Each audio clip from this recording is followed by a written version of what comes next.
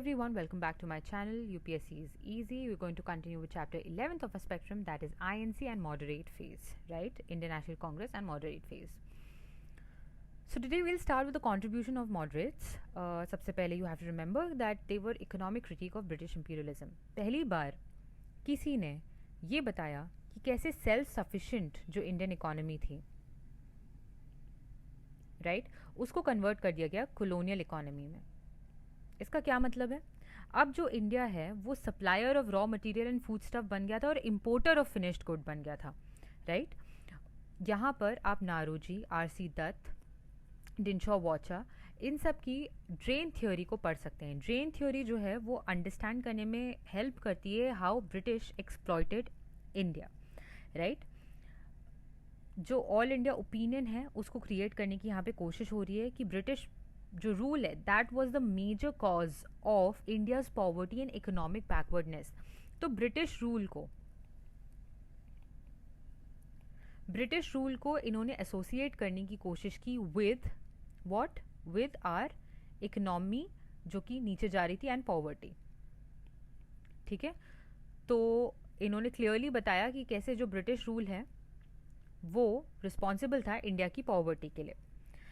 जो मॉडरेट्स थे उन्होंने क्या डिमांड की? उन्होंने डिमांड किया कि आप रिडक्शन कीजिए लैंड रेवेन्यू का, आप अबॉलिशन कीजिए सॉल्ट टैक्स का, आप इम्प्रूव कीजिए वर्किंग कंडीशन प्लांटेशन वर्कर्स की, राइट.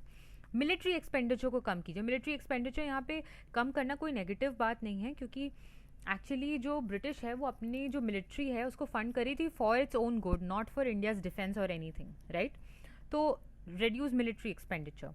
ऑल्सो गवर्नमेंट एड जो है उसको इंक्रीज करने की बात, ये सब डिमांड कर रहे थे जो मॉडरेट्स थे तब के इनिशियली, राइट. दूसरा जो मॉडरेट्स का कंट्रीब्यूशन था वो तो constitutional reforms and propaganda in legislature. आपको पता है 1920s तक जो लेजिस्लेटिव काउंसिल है उसके पास ज़्यादा कोई रियल पावर थी नहीं. स्टिल जो मॉडरेट्स हैं उनकी वजह से इंपीरियल लेजिस्लेटिव काउंसिल जो बना in under Indian council act of 1861, right. इसके अलावा बहुत सारे ऐसे एक्ट्स आते गए आगे चल के. तो ये एक्ट्स तो आए बट जो रियल पावर है लेजिस्लेचर के साथ वो 1920 तक मिला नहीं है. But still we'll study about the acts and its contribution in our history. Okay, दूसरी बात आपको ये याद रखना है कि जो ये लेजिस्लेटिव काउंसिल बना है, इंपीरियल लेजिस्लेटिव काउंसिल, इसमें बहुत कम इंडियंस थे. इसमें अराउंड 45 इंडियंस थे 30 सालों में.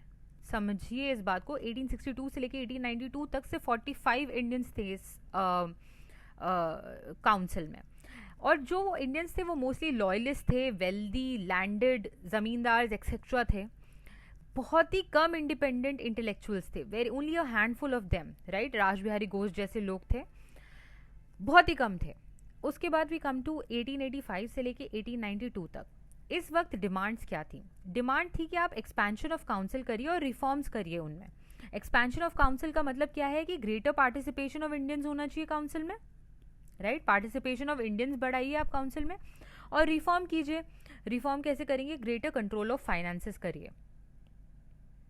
ओके, फाइनेंस पे ज़्यादा कंट्रोल देने की कोशिश कीजिए. ठीक है. लॉन्ग टर्म ऑब्जेक्टिव जो है आगे चल के आपको मॉडरेट्स का क्लियरली दिखेगा कि सेल्फ गवर्नमेंट था. मैंने पिछले वीडियो में भी बताया कि self government was long term objective of moderates. But self government का यहाँ पे मतलब क्या है वो हम आगे चल के देखेंगे. Now we come to council act of 1892. ये भी मॉडरेट की जो एफर्ट्स हैं मॉडरेट्स की उनकी वजह से ये आया था. Increase in additional members in imperial legislative council and provincial legislative council, both in provinces आप समझ रहे हो, और ये हुआ आपका सेंटर, और प्रोविंसेस आप समझ रहे हैं स्टेट्स, राइट. तो ऐसे आप समझने की कोशिश की, प्रोविंसेस एंड ये एक सेंट्रल एजेंसी है. तो ये इंपीरियल लेजिस्लेटिव काउंसिल जो सेंटर पे है उसमें भी आपका number of additional members increase हो रहे हैं और प्रोविंशियल में भी number of additional members increase हो रहे हैं. इंपीरियल लेजिस्लेटिव काउंसिल जो है, अब गवर्नर जनरल जो है, इनमें 10 से लेके 16 नॉन ऑफिशियल मेंबर्स को रख सकते हैं. पहले ये नंबर काफ़ी कम था, राइट. अब 10 से लेके 16 लोगों को रख सकते हैं. पहले एक्चुअली ये 6 to 10 था, नॉट इम्पॉर्टेंट टू रिमेंबर. अभी 10 से 16 रख सकते हैं, ठीक है। जो नॉन ऑफिशियल मेंबर्स हैं उनका जो नॉमिनेशन है ये बंगाल चेंबर ऑफ कॉमर्स कर रही थी और प्रोविंशियल लेजिस्लेटिव काउंसिल्स कर रहे थे। जिनका जो मेंबर्स है उनका रिकमेंडेशन कौन कौन कर सकता था, यूनिवर्सिटीज कर सकती थी, जमींदार्स कर सकते थे, म्यूनिसिपैलिटीज कर सकती थी, एक्सेट्रा। तो जो नॉमिनेशन है of these non official members ये Bengal chamber of commerce and provincial legislative council के लोग कर रहे थे, और इनका रिकमेंडेशन जो है वो यूनिवर्सिटीज, जमींदार्स, म्यूनिसिपैलिटीज एक्सेट्रा लोग कर रहे थे। तो एक तरीके से प्रिंसिपल ऑफ रिप्रेजेंटेशन जो है वो इंट्रोड्यूस होता है। हमने अभी देखा था कि इन्होंने मांगा था कि आप एक्सपेंशन और रिफॉर्म्स लाइए तो रिप्रेजेंटेशन ऑफ इंडियन ज़्यादा होगा, तो रिफॉर्म्स आएंगे। और 1892 के काउंसिल एक्ट में हम देख रहे हैं कि प्रिंसिपल ऑफ रिप्रेजेंटेशन थोड़ा बहुत आ चुका है अब, ठीक है।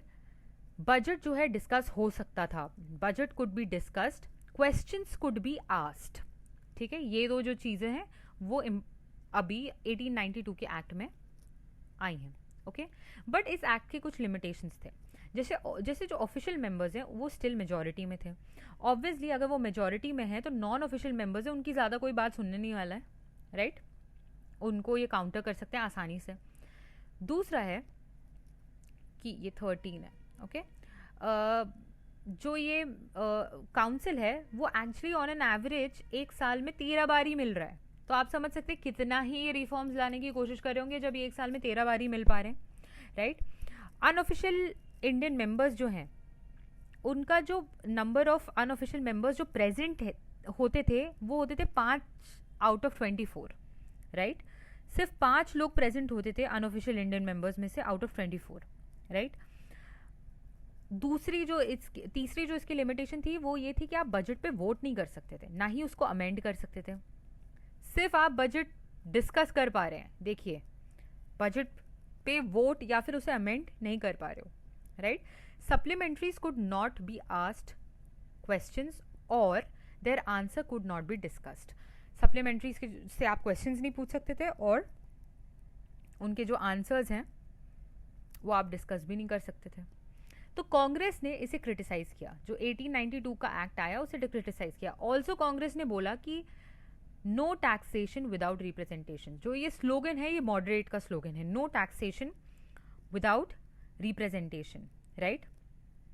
अब आप ग्रेजुअली जब आगे देखेंगे आप देखेंगे कि जो डिससेटिस्फैक्शन है वो बढ़ता हुआ नजर आएगा। मेजॉरिटी जो इलेक्टेड मेंबर्स हैं और कंट्रोल ओवर जो बजट नहीं है, पावर टू अमेंड बजट नहीं है, इस वजह से मॉडरेट्स के अंदर डिससेटिस्फैक्शन है, राइट। अब आप देखेंगे Naoroji in 1904, Gokhale in 1905 and Tilak in 1906। इसे आप NGT से याद रख सकते हैं। Naoroji in 4, Gokhale and then Tilak in 6 demanded self government on lines of self governing colonies. Self governing colonies क्या थी? जैसे उस वक्त कनाडा और ऑस्ट्रेलिया की सेल्फ गवर्निंग कॉलोनीज थी, मतलब ब्रिटिश रूल के अंदर तो है बट लेकिन इंडियंस आर रूलिंग, मतलब लेजिस्लेटर में इंडियंस हैं बट क्राउन के अंडर आते हैं, उस टाइप का कुछ सेटअप है। जो सेल्फ गवर्निंग कॉलोनीज अभी भी आप देख सकते हैं, बहुत सारी सेल्फ गवर्निंग कॉलोनीज है, उसी जैसा कुछ सेटअप की मांग अभी हो रही है, राइट। ब्रिटिश जो है उनका इंटेंशन यहाँ पे क्या था? ब्रिटिश का इंटेंशन यहाँ पे था कि वो काउंसिल्स को यूज करे टू इनकॉर्पोरेट इंडियंस। उससे क्या होगा, उनका जो पॉलिटिकल स्टीम है वो लेट ऑफ कर देंगे, राइट।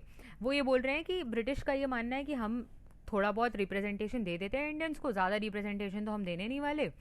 वो वहाँ पे आके कुछ कुछ बोलेंगे, उनका जो पॉलिटिकल स्टीम है वो सारी जो आगे वो वहाँ पे निकल जाएगी और आगे जाके वो कुछ करेंगे नहीं। बट यहाँ पे आप एक बात समझिए, ब्रिटिशर्स को ये नहीं समझ में आया कि ये काउंसिल्स को नेशनलिस्ट ने एक फोरम की तरह यूज़ किया। जो पॉपुलर ग्रीवेंसेस थे उनको बताने के लिए यूज़ किया, जो डिफेक्ट्स थे ब्यूरोक्रेसी में उसको एक्सपोज करने के लिए यूज़ किया, जो गवर्नमेंट पॉलिसीज़ है उन्हें क्रिटिसाइज करने के लिए यूज़ किया, जो बेसिक इकोनॉमिक इश्यूज़ हैं उनको रेस करने के लिए यूज़ किया, और पब्लिक फाइनेंस के बारे में बात करने के लिए यूज़ किया। तो ventilating popular grievances, exposing the defects of bureaucracy और भी चीज़ों के लिए यहाँ पे काउंसिल्स को यूज़ किया गया, राइट। और आप एक तरीके से मॉडरेट का ये भी तो था कि they were educating also Indians, तो एक तरीके से they were educating Indians and doing this in the councils. तो एक यहाँ पे आपको नज़र आ रहा है कि एक फॉर्मेशन हो रहा है ऑफ अ स्ट्रॉन्ग ऑर्गेनाइजेशन। जो INC है उसका स्ट्रॉन्ग फॉर्मेशन यहाँ पे होता हुआ नज़र आ रहा है। जो नेशनलिस्ट है उनकी जो यहाँ पे पॉलिटिकल स्टैचर है वो बढ़ता हुआ नजर आ रहा है। आप समझने की कोशिश कीजिए, एक नेशनल मूवमेंट जो है वो एक मॉरल इन्फ्लुएंस, एक पॉलिटिकल इन्फ्लुएंस सबसे चलती है, उसमें एक बैकबोन होना चाहिए मॉरल और पॉलिटिकल इन्फ्लुएंस का। यहाँ पे आप देख रहे हो कि नेशनलिस्ट जो है उनका एक स्टैचर बढ़ रहा है, तो एक पॉलिटिकल और मॉरल जो सपोर्ट है वो मूवमेंट को यहाँ पे मिलता हुआ नजर आ रहा है। ठीक है, और क्या कॉन्ट्रीब्यूशंस थी मॉडरेट्स की? एक तो था campaign for general administrative reforms, ठीक है, economic grounds, political grounds, moral grounds में कैसे इंडियंस को डिस्क्रिमिनेट किया गया उसके बारे में यहाँ पे सवाल उठाते हुए नजर आ रहे हैं नेशनलिस्ट। ब्रिटिश सिविल सर्वेंट्स जो हैं उनको हाई एम्योलमेंट्स मिल रही हैं, जो इंडियंस हैं उनको बहुत ही कम एम्योलमेंट्स मिल रही हैं अपने काउंटर पार्ट्स से।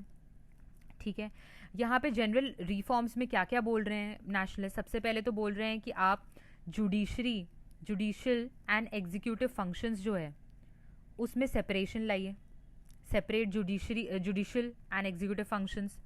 ठीक है, उनने क्रिटिसाइज किया ब्यूरोक्रेसी को जो कि टाइम कंज्यूमिंग थी, टाइम कंज्यूमिंग ब्यूरोक्रेसी थी, उसको क्रिटिसाइज किया। ठीक है, ऑल्सो ब्यूरोक्रेसी में जितनी भी लैकिनेस थी उसको एक्सपोज की। ठीक है, अग्रेसिव फॉरेन पॉलिसी थी ब्रिटिशर्स की आगे, जिसने एनेक्सेशन ऑफ बर्मा किया, अफगान का जो अफगानिस्तान में जो अटैक हुआ, ब्रिटिशर्स ने अटैक जो किया, नॉर्थ वेस्ट में जो ट्राइबल्स का सप्रेशन होता हुआ नज़र आ रहा है, इन सब के अगेंस्ट कैंपेन करते हुए नज़र आ रहे हैं नेशनलिस्ट। ठीक है, बोल रहे हैं कि आप इंक्रीज़ कीजिए वेलफेयर के लिए एक्सपेंडिचर। ठीक है, लोगों के वेलफेयर के लिए आप एक्सपेंडिचर इंक्रीज़ कीजिए।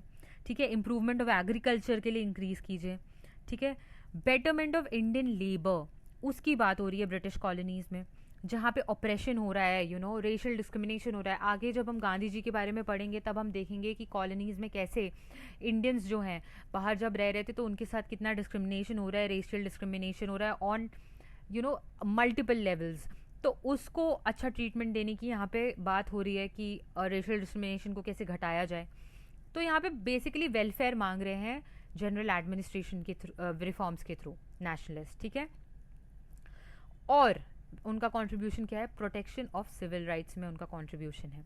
सिविल राइट्स यानी कि right to speech, thought, association, ठीक है, फ्री प्रेस, ये सब जो है आपके सिविल राइट्स है, इनके बारे में बातें हो रही है, कैंपेन्स हो रहे हैं, राइट।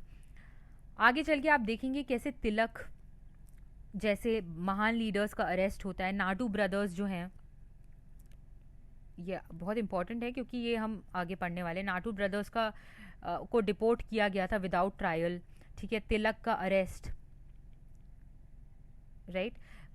सो इस सब पे पब्लिक आउटरीच देखने को अब मिल रहा है। तो अब जब हम आगे देखेंगे, हम आगे नेक्स्ट जो वीडियो है उसमें हम देखेंगे कि if we'll see just the evaluation of our early nationalists and then there on afterwards we'll see how all of this was conducive enough to create a situation of other nationalists to join, और फिर आगे चल के extremists आते हैं, फिर revolutionaries आते हैं। we'll see all of it and it's going to be very interesting. So happy studying and all the best.